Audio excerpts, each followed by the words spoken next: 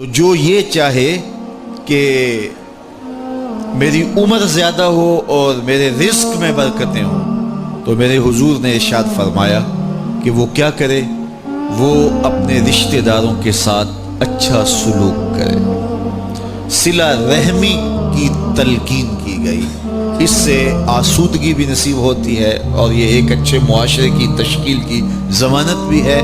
اور اس سے رزق اور عمر میں برکتیں بھی نصیب ہوتی ہیں۔ ایک اور چیز حضور نے فرمائی، حل تنصرون وترزقون الا بدعفائکم، فرمایا تمہیں جو رزق دیا جاتا ہے اور بعض امور میں تمہاری مدد کی جاتی ہے،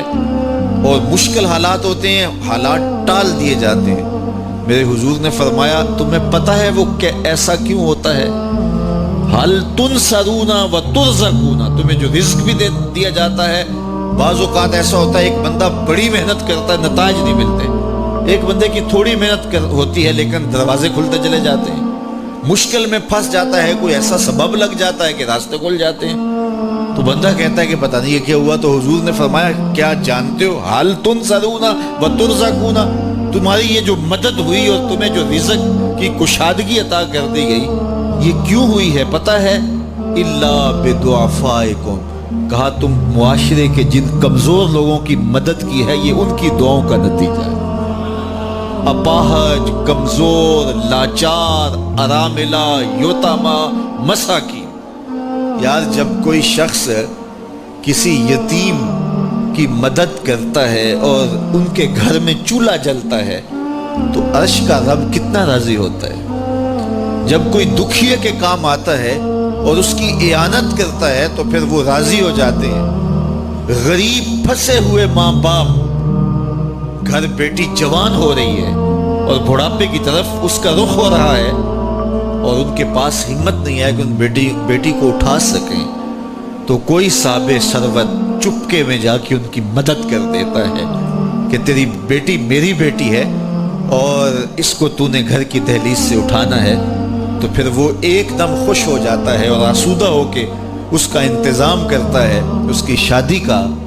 تو کوئی جانتا ہے کہ اس بوڑھے ماں باپ کے دل سے کتنی دعائیں نکلتی ہیں، اور اس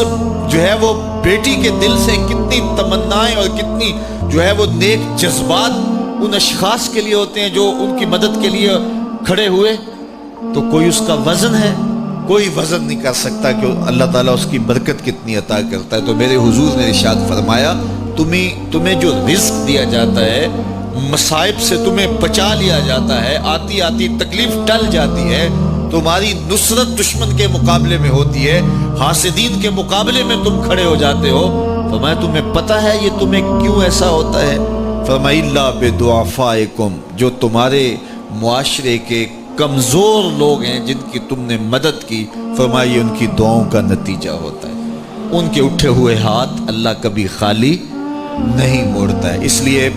لاچار لوگوں کی، دکھی لوگوں کی، بے بس اور بے آسرا لوگوں کی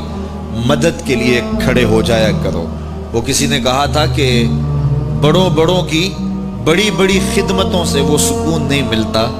جو چھوٹے چھوٹے لوگوں کی چھوٹی چھوٹی خدمتوں سے مل جاتا ہے۔ بڑوں کی بڑی خدمتیں بھی کریں تو وہ راضی نہیں ہوتے، لیکن چھوٹوں کی چھوٹی چھوٹی خدمتیں، یار غریب کو تو پیار سے کھڑا کر کے اس کے پشت پہ شفقت کا ہاتھ پھیر دیں تو وہ سارا دن خوشی سے گزار دیتا ہے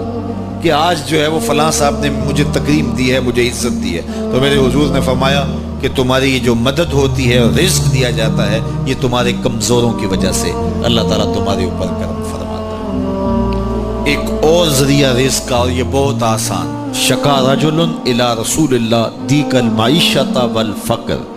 حضرت سہل بن سعد الساعدی رضی اللہ تعالی عنہ کی مرویات سے ہے۔ ایک شخص حضور کی خدمت میں حاضر ہوا اور اس نے کہا میں کثیر العیال ہوں، ذرائع آمدن بہت تھوڑے ہیں، میرے لیے کچھ ارشاد فرمائیے، بچے زیادہ ہیں، ذرائع آمدنی تھوڑے ہیں،